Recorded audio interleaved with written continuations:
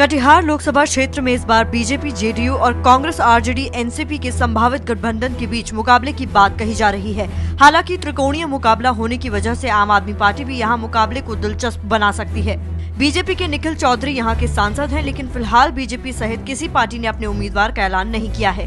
कटिहार लोकसभा क्षेत्र में विधानसभा की कुल 7 सीट हैं, जिसमें 5 सीट पर बीजेपी का जबकि 1 सीट पर जेडीयू का कब्जा है। 1 सीट निर्दलीय के खाते में गई थी। विकास कटिहार का सबसे बड़ा चुनावी मुद्दा बन सकता है। इसके अलावा महंगाई, बिजली, बेरोजगारी जैसे मुद्दे भी मतदाताओं को प्रभावित कर सकते हैं। मोदी फैक्टर भी यहाँ एक अहम चुनावी मुद्दा बन सकता है।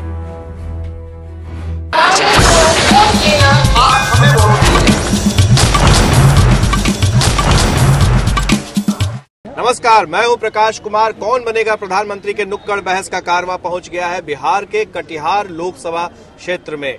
कटिहार लोकसभा क्षेत्र की जनता हमारे साथ है स्टेडियम में, और साथ ही यहां पर तमाम राजनीतिक दल के प्रतिनिधि भी हैं। हम बात करते हैं सबसे पहले बीजेपी के नेता से कि किसके नाम की चर्चा यहां पर हो रही है और किस तरीके से आपको लगता है कि आपने जो नाम नरेंद्र मोदी का आगे किया है उस पर लोगों की राय बन रही है। देखिए, नरेंद्र मोदी की हवा यहाँ जो चल रही है वह पूरे देश में जिस तरह है वो कटिहार में कुछ अधिक ही है, और यहाँ उसके नुमाइंदगी कर रहे हैं यहाँ के हमारे माननीय सांसद निखिल कुमार चौधरी जी। और निश्चित रूप से निखिल कुमार चौधरी जी की भी कटिहार में बहुत अधिक जो है वह प्रशंसक हैं, और वो उन्होंने जो काम करके दिखाया है उसके कारण उनके प्रशंसक हैं। तो जेडीयू इस बार क्या करने वाला? गैर सांप्रदायिक नेतृत्व हो, गैर भ्रष्टाचारी नेतृत्व हो। आम आदमी ये चाह रहा है। नीतीश कुमार होंगे? एकदम बिल्कुल, और सबसे सशक्त उम्मीदवार में से एक हैं। उम्मीदवार हैं। आपको क्या लगता है? रामविलास पासवान जी तो तय ही नहीं कर पा रहे हैं किधर जाएंगे, क्या करेंगे? नहीं, तय तो है, राजद के साथ हम हैं और हम यूपीए के साथ है, तो पहले सर्वविदित है। सीटों का मामला है, सीट में गठबंधन में जो हमारी सीटें आएंगी उस आधार पर हम तो इसको आप लोग चर्चा करेंगे किसको प्रधानमंत्री बनाने के लिए? पूरी तरह से अभी यूपीए का जो प्रधानमंत्री का, चूंकि लोकतंत्र में एक व्यवस्था है कि जनता द्वारा चुना गया प्रतिनिधि सांसद होता है और सांसद द्वारा चुना गया प्रतिनिधि देश के प्रधानमंत्री होते हैं। कि ये नरेंद्र मोदी, राहुल गांधी, तमाम नेता एक के बाद एक नाम आ रहा है। कौन होगा, किसकी चर्चा होगी? भारत में कोई हिंदू की बात करता था तो कोई मुसलमान की बात करता था, लेकिन कोई भ्रष्टाचार खत्म हो, भारत से विकास हो, हमारा भारत समृद्ध हो, इसकी बात नहीं करता था। और आज पूरे भारत में अंडर करेंट है आम आदमी पार्टी का, और इस बार माननीय अरविंद केजरीवाल ही प्रधानमंत्री बनेंगे देश। एनसीपी एक ऐसी पार्टी है जिसके नेता यहाँ से आते हैं लेकिन राज्यसभा में महाराष्ट्र से जाते हैं। क्या यहाँ पर जमीन नहीं बना पा रहे हैं? नहीं, हम लोग तो 4 बार, हाँ जी 4 बार यहाँ से हम लोग चुनाव पहले भी जीते हैं। लगातार कुछ सेकुलर मतों का बिखराव के वजह से हम कम मतों से हारे हैं। इस बार जो नरेंद्र मोदी को प्रोजेक्ट किया गया है वो उसको सफल बिहार की जनता नहीं होने देगी, और कटिहार की जनता जो सेकुलर फोर्सेस है वो एक साथ मिलकर चुनाव लड़ेगी और उसे डिप्ट देने का। आपको क्या लगता है कि कांग्रेस की तरफ से कौन कौन होगा, किसके उम्मीदवार पर चर्चा होगी? कहाँ के लिए कौन बनेगा प्रधानमंत्री कार्यक्रम? कौन बनेगा प्रधानमंत्री में तो तय है कि राहुल गांधी जी ने पिछले बार जो बैठक किया उन्होंने स्पष्ट कहा कि जो संसदीय दल से चुन के आते हैं उसको हम लोग नेता बनाते हैं, और बेसिकली सभी जानते हैं कि नरेंद्र मोदी के सामने राहुल गांधी का कद कितना ऊंचा है। देश की क्या पुकार है, हम बात करेंगे यहाँ की जनता से। आपको लगता है कि ये जितने अपने अपने नेताओं का नाम बता रहे हैं उसका कुछ असर है जमीन पर? जमीन पे असर तो नजर नहीं आ रहा है, लेकिन जो आम आदमी के रूप में जो एक विकल्प लाया है अरविंद केजरीवाल जी, ये बहुत अच्छी बात है, और ऐसा होना चाहिए। एक विकल्प लाया, नहीं तो आज बीजेपी या कांग्रेस या अन्य जो भी पार्टी है जात पात धर्म संप्रदाय को लेके ही चला है। भ्रष्टाचार के ऊपर जो भी बात कर रहा है या कर रहे हैं, मुझे लगता है कि ये सभी लिप्त हैं। क्या लगता है किसके नाम की चर्चा हो रही है? नरेंद्र मोदी जी प्रधानमंत्री बनेंगे और कटिहार से सांसद निखिल कुमार चौधरी जी चुनाव जीत के जाएंगे। यहाँ से तारिक अनवर चुनाव जीत रहे हैं और राहुल गांधी प्रधानमंत्री होंगे अगले। युवाओं की यही मांग है यहाँ पर। सही बात बोल रहे हैं, सारे तो काम करते हैं। तारिक अनवर नाम होती निखिल चौधरी की। ये गाड़ी जो हावड़ा कटिहार जो चली है वो तारिक अनवर का ही था, और निखिल चौधरी आके बड़ाई कर रहे हैं। हम लोग खुलेआम चाहेंगे कि आम आदमी पार्टी की प्रधानमंत्री बने अरविंद केजरीवाल जी।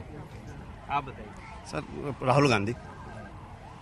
मेरा कहना है कि तारिक अनवर ही जीते इस कटिहार से। हाँ बताइए। देश का प्रधानमंत्री नरेंद्र मोदी को होना चाहिए, कटिहार का सांसद श्री निखिल कुमार चौधरी को होना चाहिए।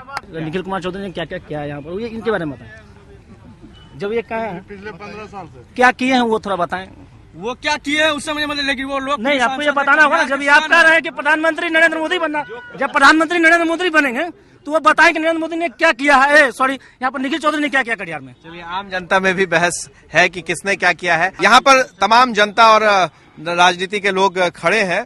ये बताइए कि इस बार क्या लगता है कि भ्रष्टाचार कोई मुद्दा है? कितने लोग इससे सहमत हैं? हाथ उठाकर बताएं। भ्रष्टाचार एक मुद्दा है, तमाम लोग जो है वो अपना हाथ उठाकर इजहार कर रहे हैं। अब दूसरी बात है कि क्या लगता है कि महंगाई इस बार कोई मुद्दा है? कितने लोग इससे सहमत हैं? महंगाई को लेकर के कितने लोग सहमत हैं?